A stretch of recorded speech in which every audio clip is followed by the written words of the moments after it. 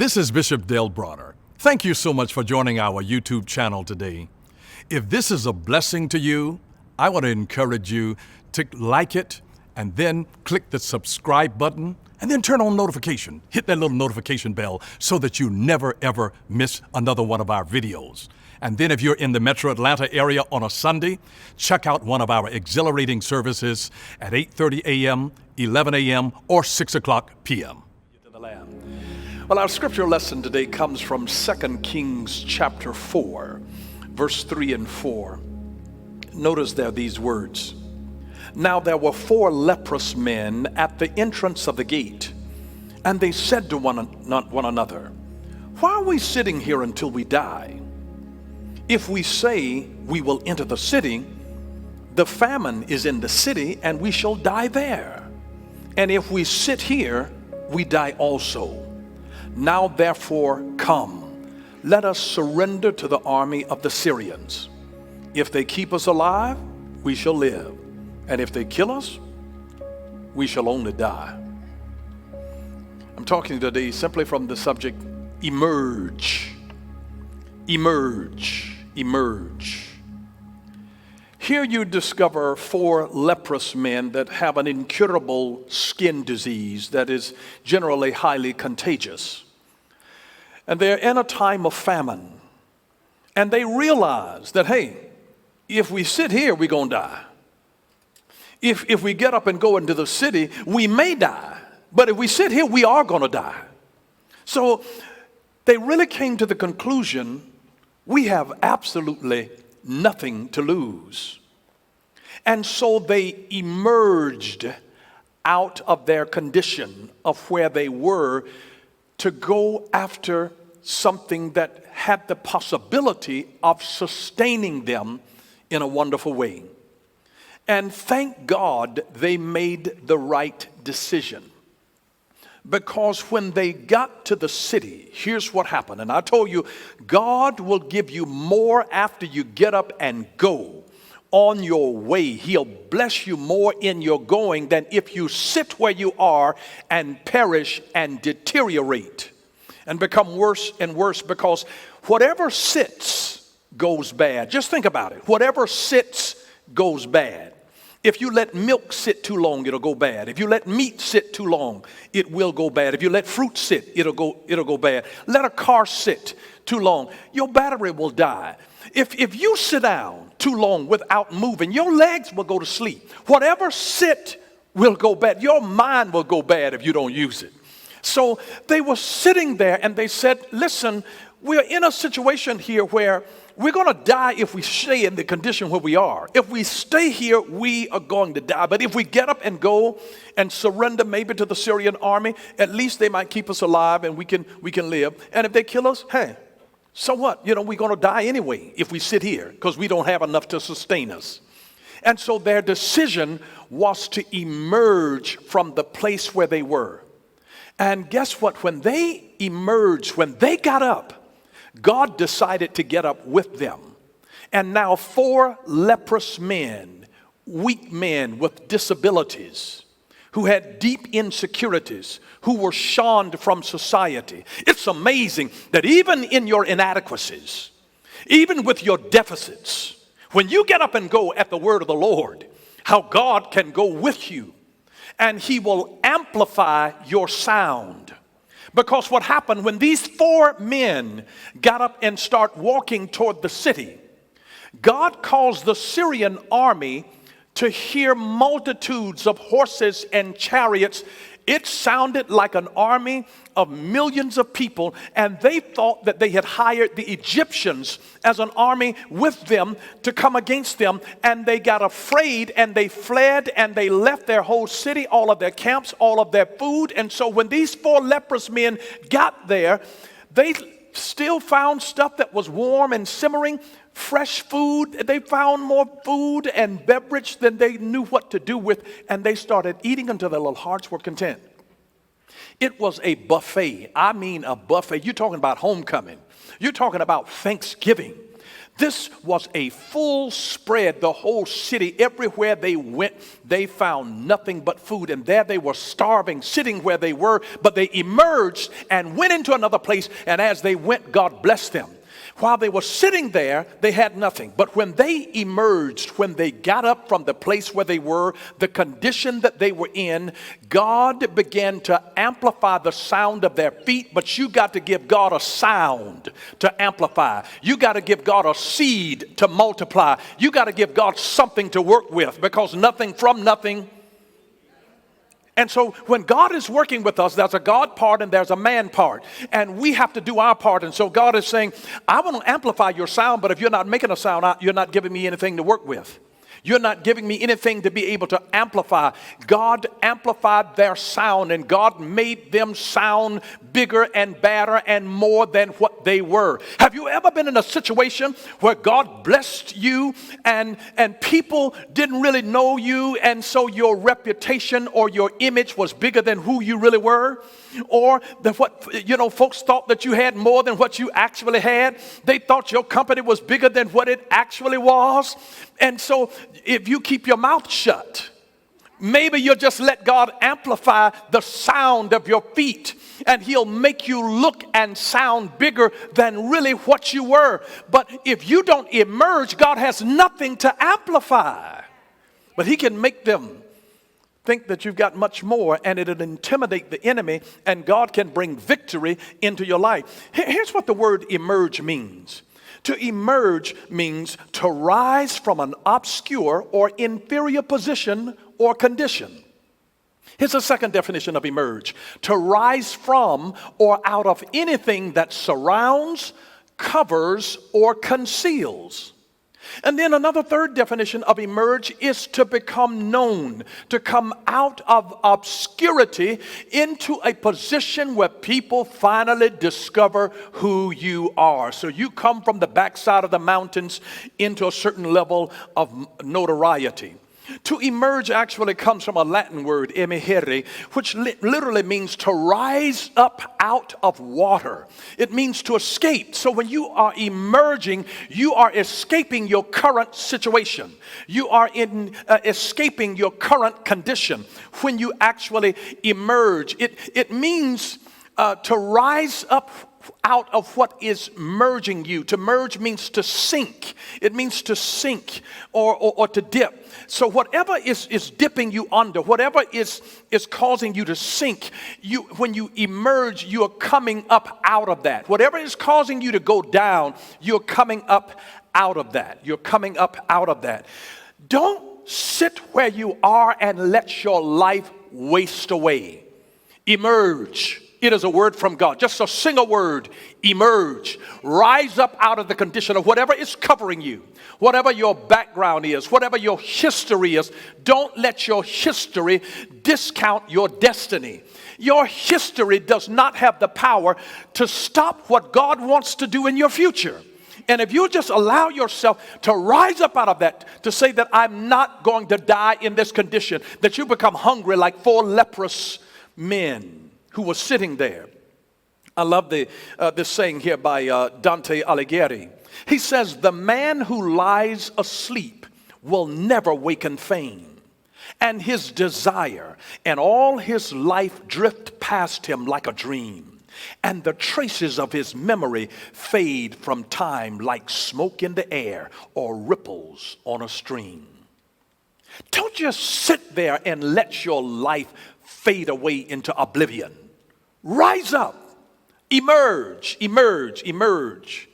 And you'll discover that God has a timing for everything, because people and things emerge in the fullness of time. You'll get to this place where I can't take it anymore. God will bring a sense of urgency on you, and you realize it's time now for me to emerge, for me to do something. But you must be sensitive to God's timing. Let me say that again. You must be sensitive to God's timing. God has a timing for everything. To emerge, you can't just emerge just because you just want to do it. You must be sensitive to the timing of the Lord. When you think about bears go into hibernation every winter. And they don't wake up into the springtime until around April. They start waking up when the snow melts. And this is an interesting thing about nature. The adult male bears wake up out of their hibernation first. That's a sign to men. Listen, when men wake up, the whole family changes. The whole dynamic of society begins to change when men wake up. The adult male bear wakes up first.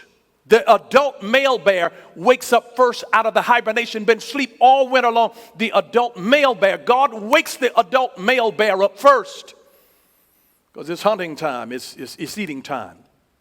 And then when you think about how a caterpillar spins a cocoon and goes into that cocoon in its process of transformation into a butterfly, it transforms. It takes about 9 to 14 days in the cocoon before a caterpillar will then morph and change and turn into this glorious monarch of a butterfly. 9 to 14 days, it then emerges. About 2 weeks later, it emerges into something that was brand new. But when it emerges, think about it. Think about how the caterpillar that crawled into a situation and spun a cocoon and it wrapped itself in it. It crawled in, but it flew out.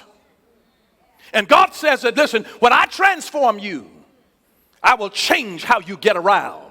You'll never crawl around in the dirt again when I've brought you through transformation.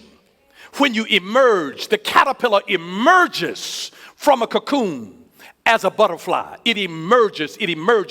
David emerged as a warrior. He emerged as a warrior after he killed Goliath. But I want you to understand this. Killing Goliath was not the first thing that he killed. Remember, he had killed a lion and he had killed a bear. But he didn't become a champion until he killed Goliath. Because God has a time in your emerging. And just because you got 1 or 2 wins under your belt doesn't make you a champion. And just because you got 1 or 2 wins under your belt doesn't mean that you are ready. Because the average person thinks that they are ready before they are actually ready. So you have to take your time and be sensitive to the timing of the Lord, because God knows the time we emerge in the fullness of time. And whenever you see somebody that does something that is difficult and they make that thing look really easy, it is because they have worked really hard. So take your time and be aware of the timing of the Lord, because you can only properly emerge in God's timing in the fullness of time when you've been prepared for that thing, prepared for it. Because too many people assume that they are ready before they are ready, because they said, you know what, I killed a bear, I'm ready. I killed a lion, I'm ready. No, you're not. It is a Goliath that God schedules in your life, because you can't come to your next position until God schedules an enemy. It is an enemy that provokes something out of you and brings you into the position where you are. Every time that your life is going to shift from one level to another, you will find an enemy and it will intimidate you. It's scary. It's scary to go from one location to 2, and from 2 to 3. And from 3 to 4, it's scary every time you got to put your name on a bank loan again to be able to grow and expand, because you have to fund, you have to finance growth. And it's scary every time that you go, you're going to deal with an enemy all over again.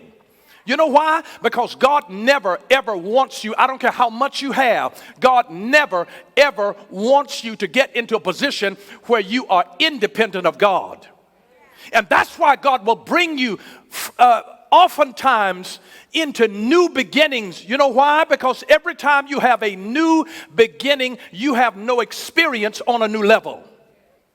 When you arrive at a new level, just think about it. If you go 1, 2, 3, 4, 5, 6, 7, 8, 9, 10, you're on level 10 now. But level 10 is level 1 of the new level. It's level 1 and you have no experience there. And all of a sudden you're on this new level, a higher level, but you're green. You're a rookie.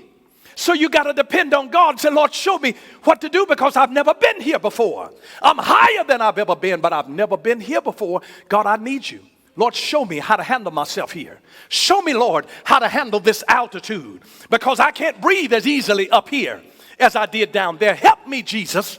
I need you. And this is why morning by morning, his mercies are made new, because you need new mercies and new grace of God in your life to sustain you on brand new levels.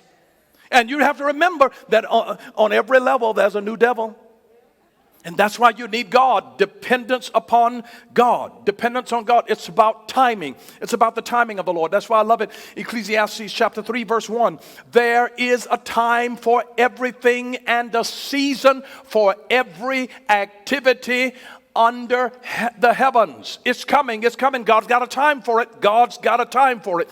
And if you feel like you're in something that is over your head, listen, you've got the capacity within you to be able to emerge out of that thing. And it's the way that you're able to respond to certain things. I love a saying that Deepak Chopra has. He said that every time you are tempted to react in the same old way, ask if you want to be a prisoner of the past or a pioneer of the future. Just think about that. That every time you are tempted to react in the same old way, ask yourself if you want to be a prisoner of the past or a pioneer of the future. And I just want you to be reminded that God has already made a way for you to escape. He doesn't bring things on you that you cannot handle. God doesn't. God doesn't. Now, pride can get you to get more stuff on you than what you can handle, and then you break your back. But don't charge God with your pride. Pride is a work of self. It's a work of the flesh. It's not a work of God. You ever notice 1 Corinthians 10:13 in the Message Bible? Notice this. No test or temptation that comes your way is beyond the course of what others have had to face. All you need to remember is that God will never let you down. He'll never let you be pushed past your limit. He'll always be there to help you come through it. The old King James Version says that God will always make a way to escape so that you may be able to bear it. God will show you a way out. God can show you a way out. If you're ever in trouble, God can show you a way out. I want to ask you this question. What do you need to emerge from? What do you need to emerge from? Do you need to emerge from a death that impacted your life and you just haven't been able to be yourself yet? What do you need to emerge from? Is it complacency? Is it apathy? Is it discouragement? Is it a financial loss that you've experienced? Is it poverty? Is it low self-esteem? Is it some trauma from your past where you were abused or neglected or abandoned? Is it an addiction? Is it some kind of demonic stronghold? Is it a lack of skill in some area? Is it a lack of education? What do you need to emerge from? It's as though you're a leper who's sitting there in a place crying the blues, singing the blues. But singing the blues never changes the blue situation. You have to emerge. So stop waiting for somebody to let you out. Stop waiting for somebody to let you out. You have to emerge. These 4 men didn't wait on anybody to come and rescue them. They emerged. I love something of the simple wisdom of Abraham Lincoln. He says, you cannot escape the responsibility of tomorrow by evading it today. You cannot escape the responsibility of tomorrow by evading it today. It's time to emerge. I pray that you just get that word, that it reverberates into your spirit. Emerge. And when you emerge, you're always coming up out of something that's been holding you down. You're rising up to another level. You're coming up. It's not a suppression. It's a coming up. You're emerging. You're coming up out of something that's been covering you. So no matter what your current circumstances are, if you can imagine something better for yourself, if you can imagine something better for yourself, you can create it. If you can imagine something better for yourself, you can create it. So you have to emerge. You have to emerge. And I love the old Swedish proverb that says, the best place to find a helping hand is at the end of your own arm. Because some folks are trying to emerge and they're wondering, well, who in the world is going to help me? Well, the Swedish said that the best place to find a helping hand is at the end of your own arm. It's at the end of your own arm. And so we've got more tools now to be able to create our own future than we've ever had before. You know, I mean, a podcast, anybody can get a podcast now. A podcast gives anybody a radio station. It makes you your own DJ. It really does. I mean, anybody can have their own station if you got a podcast. YouTube gives you your own television station. You got talent? Put it on YouTube. You'll be surprised how many folks now are getting discovered because they created their own little TV station with YouTube. Blogs give people their own magazine. Twitter gives you your own wire service.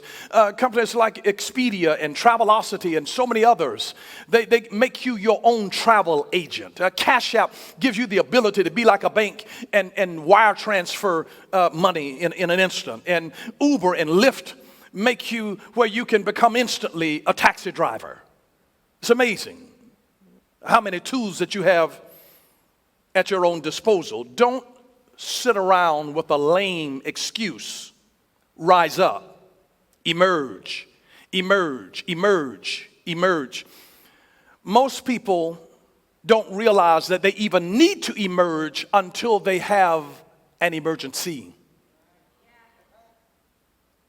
Until there's something that startles them and they said, oh my God, I've got an emergency. And I want you to just listen to it. Emergency, emergency, emerge and see. Emerge and see. Whenever there is an emergency that happens in your life, God is saying, I want you to step up to another level now and watch my hand at work.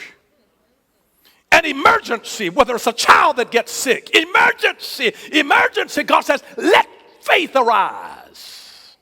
Let it emerge. Have you ever been in a situation where you didn't know how things were going to turn out in your life? And all of a sudden, you didn't know what would ever happen. I mean, if people had told you years ago the stuff that would happen to you, you would have said, no, I couldn't deal with that. But it's not until you have the emergency that you emerge and see the hand of God sustain you. Anybody know what I'm talking about? Well, you would say that, no, I can't deal with that. No, Lord. No, I can't do that. But when you emerge and see every emergency, God will see you through. I'm just telling you, if you ask for God's hand in your life, you'll see God's hand in everything that you do. If you just emerge, you'll be able to see, emerge and see. Every emergency gives you a supernatural dependence upon God for the gift of faith to become activated in your life, for you to rise to another level of faith. Let your faith arise, because in order to emerge, you got to have faith that there is something that I'm going after. Those men, when they got up from that place, they realized we can sit here and die, or we can get up and go after something. I know that there's food over there. We might get killed in the process, but let's go after the food. And their faith caused them to rise up. I meant when you realize that the pain of staying where I am is greater than the pain of getting up and maybe being able to capture what I'm dreaming about over there, because they got sweet potato pie over there and some banana pudding and some macaroni and cheese and fried chicken and pork chops and ribs and collard greens and black-eyed pea. My God, they've got some, oh my, banana pudding. Oh, I'm getting hungry, but they started salivating where they were. You got to start seeing this thing where you're going. And then it can get you to emerge, to get up, because you see something that is beyond the place where you are. You see something beyond where you are. Here's what I say is that emerging is not about lifting you up out of a situation. It is about your awakening from within and rising up.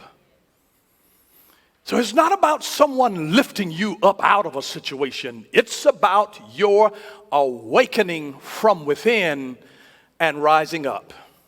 Awakening from within and rising up. And before you emerge, You have to upgrade. You have to upgrade before you emerge. You have to upgrade. And you cannot upgrade until you have first downloaded.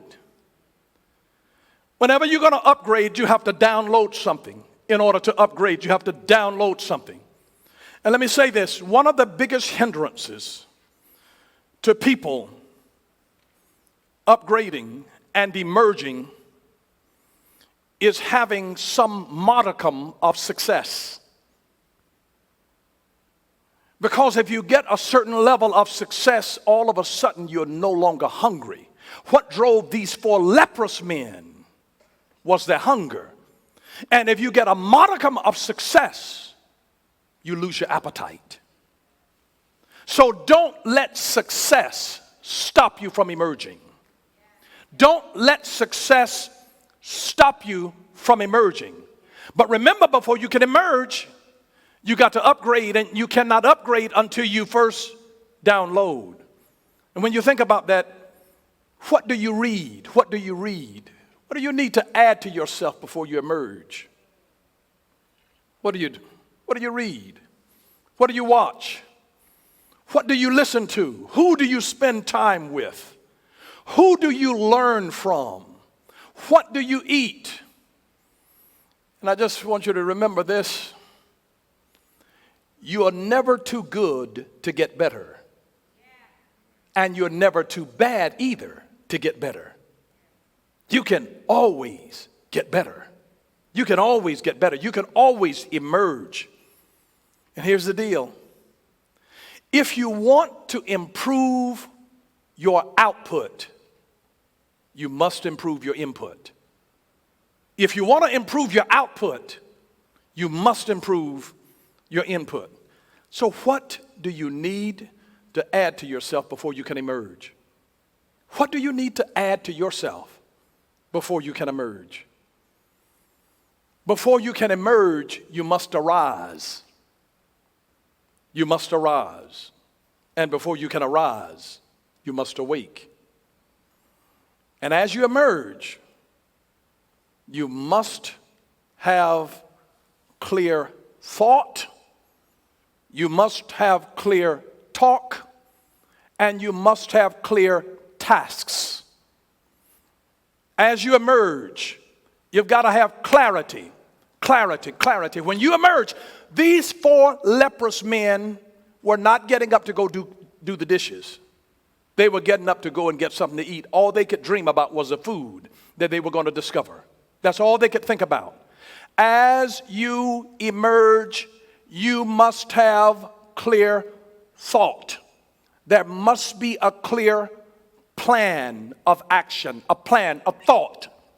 Plan of action. You must have clarity in terms of your plan of action. You must have clear talk, a confession, an ability to be able to articulate the thought, to say, this is our mission. This is our mission. You need to have clarity of your mission statement. Clear thought, clear talk, where you can communicate it, and clear tasks, action steps. Clear thought, clear talk, clear tasks. As you emerge, you've got to have all 3 of these. You've got to have an action plan. You just can't get up and you don't have a plan of where you're going. You've got to have clear thought, clear talk, clear tasks. Clear thought, clear talk, clear tasks. There must be clarity as you emerge, an action plan, clear thought. Your ability to be able to articulate it, clear talk. You got to communicate it to the staff, clear talk, clear action steps. It's got to be clear. This is how we do it. We want people to be satisfied. Your thought ought to be simple. And listen, just like if you get ready to write out your business plan, if your business plan in the clarity of it can't be put on the front of a t-shirt, it's too complicated. You ought to be able to express it, very, very clearly. It shouldn't be a dissertation. Nobody's going to read a mission statement that's a whole dissertation. It's too befuddled. It lacks clarity. There must be clear thought, clear talk, clear tasks, action steps that help you to walk that out as you emerge. So think about that. If you want to take your life to another level, if you want to take your family to another level, if you want to take your business or your organization to another level, you must have clear thought. You must have clear talk, communication of that, and you must have clear tasks to be able to accomplish that. Now let me show you something here in Mark chapter 1, verse 35. As I was meditating on this scripture, very early in the morning, while it was still dark, Jesus got up and left the house and went off to a solitary place where he prayed. Now I want you to realize this. As I was meditating on this verse, I'm just telling you, sometimes you have to lose your focus on what it's saying. Put the verse back up for just a moment. I want you to see, because I had to just gaze at it. As I gazed at this, you know how you lose focus and then an image emerges out of that? Can I tell you what I saw emerge out of this passage? This just is one scripture. Very early in the morning, while it was still dark, Jesus got up. And this thought emerged in my spirit that morning is not when the sun gets up, morning is when you get up. Because the sun was not up here. See, very early in the morning, it was morning, but it was still dark. The sun was not up. We assume that morning time is when the sun has risen. No. It was still dark. Jesus got up and left the house. And I want you to understand this. Remember, in all of the days of creation, the Bible says the evening and the morning were the first day. And the evening and the morning were the second day. And the evening and the morning were the third day. And the evening and the morning were the fourth day. And the evening and the morning were the fifth day. And the evening and the morning were the sixth day. Because God always begins his work while it's dark. But it can be your morning time, because morning has nothing to do with the sun. It has everything to do with your awakening. So when you wake up, it's morning time. It's morning time. And see, that's why if you work third shift, see, your morning time might be at nighttime. Your morning time, you might get up at 9:30 at night to get ready for a job that you got to be to at 11 o'clock p.m. And so that's your morning. Morning is not when the sun comes up. Morning is when you come up. That's why you can have your morning in the midst of darkness while the whole world is dark. You can be celebrating. While the whole world is in panic, you can have your morning and say, God, arise and shine, for thy light has come and the glory of the Lord is risen upon me. Because it's a light that comes from God that wakes you up on the inside. God controls your circadian clock. It's not merely the sun. God wakes you up. God can wake you up. It's when you wake up, even before the sun. Jesus got up before the sun got up. Jesus got up before the sun got up. And so here's what I would say to you, that when you awake, you can also awaken others around you. You can awaken others around you. I remember on Sunday mornings years ago, my mother used to get up on Sunday mornings, and I had 6 boys at home, and she used to go through the house like a tornado. Get up from there. Get up from there. We could hear her high-pitched voice. Get up from there. Mama got everything up in the house. And Daddy was always an early riser. Daddy was up by 4 o'clock every morning. But Mama would get up and make sure that all of her boys were ready, lined up. And, it's a chore to get 6 boys up, on a Sunday morning, on the weekend. And get us all ready. And we were always there early. We didn't stroll in late. We were there. Back in the day, when you had somebody, when they got up, you got up. And so when you wake up, you can wake up others around you. Psalm 108, verse 1 and 2, it says this: my heart is confident in you, O God. No wonder I can sing your praises with all my heart. Wake up, lyre and harp. I will wake the dawn with my song. You don't have to wait till the sun comes up before you start singing. He says, I will wake up the dawn. The day starts when I start singing. That's all he's saying, that I'll wake up the dawn. I'll make morning come. Morning time comes, the sun starts shining when you start singing. Let me say that again. The sun starts shining when you start singing. When you wake up, your song summons the dawn. So have a song on your heart when you wake up in the morning. Have a song. Have a song. I'm just telling you, music helps you get up. Music helps you stay up. Music helps you pray up. It really does. I put on music when I pray. It facilitates my prayer time. It helps you get up. Music helps you stay up. Music can shift your mood. If somebody has disturbed your peace, you can put on music, and music can take you to that place.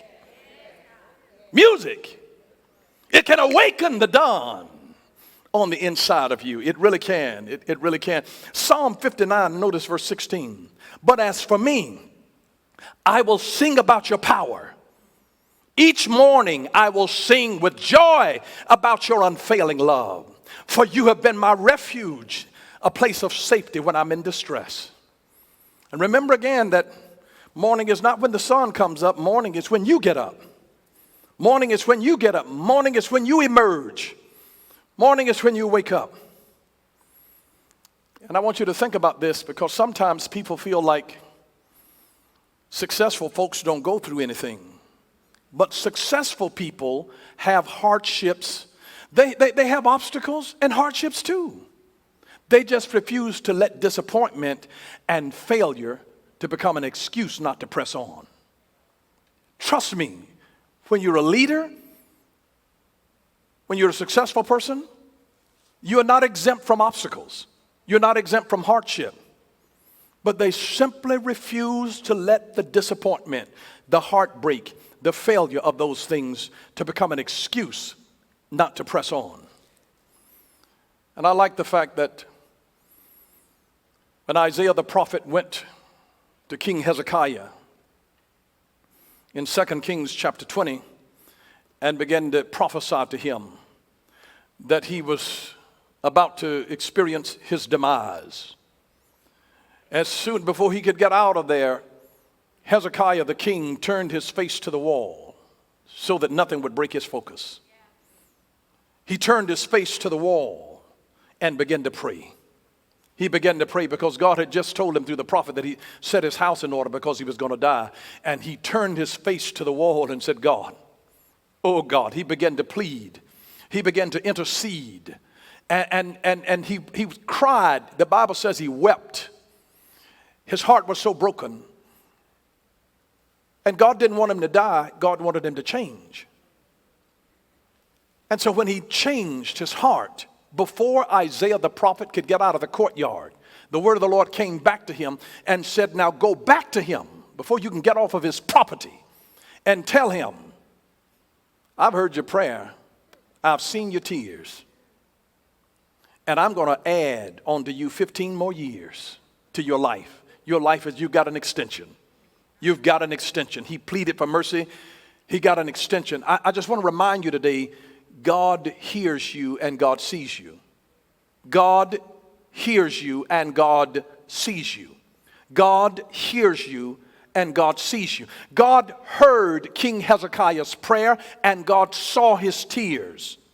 God hears you and God sees you. God hears you and God sees you. Here's one other scripture I want to share with you. Psalm 56, verse 8 and 9. The psalmist says, you keep track of all my sorrows.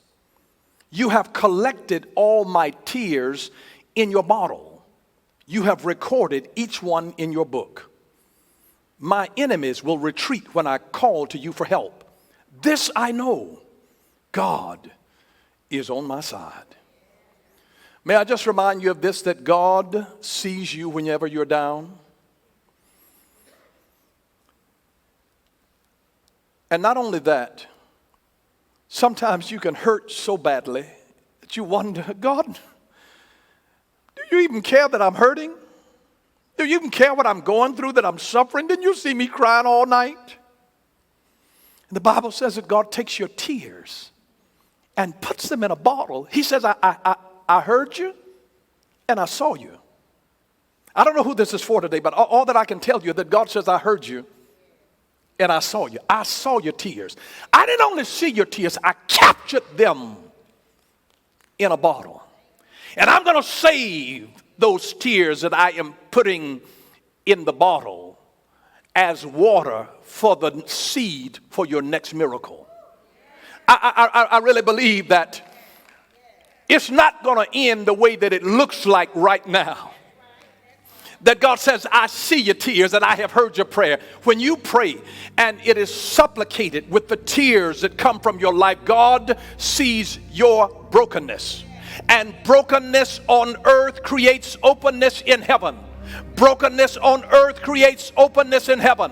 Brokenness on earth creates openness in heaven. God says, I have heard you and I see you. It's prayer time, church. It's prayer time, church. God still said that if my people who are called by my name will humble themselves and pray and turn from their wicked ways and seek my face, then will I hear from heaven. And I will forgive their sin and I will heal their land. There is no healing for America. There's no healing for our world until we humble ourselves. It is our own arrogance. It is our own pride. It is our own sense of autonomy. But God says if you'll humble yourself, if you'll realize you need me, you can't do this effectively without me. Everything that you have gathered can be lost in one generation. God is saying to us, you need me whether you know it or not. I don't care what kind of doctors you have, what kind of medicine that you have, and how good your stock market may look right now. God says you need me. And if you don't think that you need me, wait until your children get in a pickle and you're in a situation where doctors have done all that they can do. And when your mind is troubled at night and when your marriage is in trouble, God says you need me. You need me. If my people who are called by my name, the people that ought to be Christian, who are named as children of God, if you'll humble yourself, and if you'll pray, and if you'll turn from your wicked ways. Yes, there is some wickedness in the church. There's some wickedness, and God says, if my people, the time has come, and now is when judgment must begin in the house of God. God's not going to deal the world. He's not going to judge the world until he has first judged the church. When we get right, I'm telling you, we got to get right, church, so we can't go home. As we arise and let the light of God shine into our soul, God is saying, listen, I see your tears. I hear your prayers. When you will come to me with a brokenness of heart, the contriteness of spirit, God says, I love that because it shows me that you're not playing. When you turn your plate down and start fasting, when you cry to God out of a desperation because of an emergency and an urgency in your spirit, God knows that that's not about playing church. When you then pray and tears accompany that prayer, God says, I hear you and I see you. And I'm catching this thing in a bottle. It's not wasted. Not one tear that you've ever shed is ever wasted. God says, I got it. I've got it because you're going to need this water down the road. You're going to need this. What good is a seed if you don't have any water for it? One sows, another waters, but God gives the increase. And if you don't even realize that until you've wept over a child, until you've wept over your marriage, until you've wept over your business, until you've wept over your nation, until you've wept over the condition of God's people in various places around the world, until what breaks God's heart begins to break yours, you don't even understand what intercession is really about. When you begin to pray, God, send an answer, that's one thing. But when you say, God, make me an answer, and that God wants to then sow you as seed into the world to become a solution to a problem that is in the world, God says, listen, he said, I've seen you every time that you cried yourself to sleep. I've seen you in your loneliness. I've seen you in your pain. I've seen you in your depression. I've seen you in your despair. I've seen you in your frustration. And every tear that came out of your eye, every prayer that you prayed, God says, I heard you and I saw you. I heard you, I saw you. I heard you and I saw you. God sees you. He is the God who sees you. He revealed himself to an old slave girl, Hagar. Her folks that owned her didn't even call her by her name. But the God who sees us called her by name. It was his way of saying that you're not how they refer to you. You are who I say that you are, and I see you. And her heart was broken, and God gave a revelation to her, and she called that place. She called him. She's the first one that says, he's the God who sees me. God sees you. He feels your pain. He hurts with you. He comes into your situation and he holds you, even when you don't realize that you're being held. You may not know that when you wrap your arms around yourself or hug your pillow and cry yourself to sleep, that God is using your arms as his arms. And he'll let the power of his Spirit, an anointing of his love, an impartation that comes over you. Because you will come to a point after you prayed and cried that you can cry no more over that issue. Because it is God's way of saying, I've heard you, and that's enough water. And he shuts it off in the very people that used to hurt you and aggravate you and send you crying. He turns the faucet off. And you'll realize I cried my last tears yesterday. Because the harvest is come. It's harvest time. And little did you realize that when you prayed and cried, that God was catching your tears in a bottle and reminding you that I hear you and I see you. God will never leave you nor forsake you. You belong to him. And those of you that are watching today, if you've never accepted Jesus Christ as your Lord and Savior, and you've been out in this world and you've been hurting and you've been going through things and you feel like nobody understands me, your Creator understands you. He knows every thought that runs through your mind. He knows how many strands of hair are still left on your head. He knows every cell in your body. He knows you better than you know yourself. And he loves you in spite of your shortcomings. God loves you. And I want to give you an opportunity right now to just open your heart to God while you're in your storm, while you're still crying and wondering. Some of you are crying for people, for a man, for a woman, for a job, for things that you've lost. You're crying over stuff. God wants you to cry over the things that really matter. Because whatever you're crying about, you need to ask yourself this question: will it matter 5 years from now? Will it matter? Will it matter 5 years from now? Will it matter? It's time for you to emerge out of your darkness, out of your depression, over what could have been, what should have been. It's time to emerge out of that. To emerge out of blaming other folks for where you are.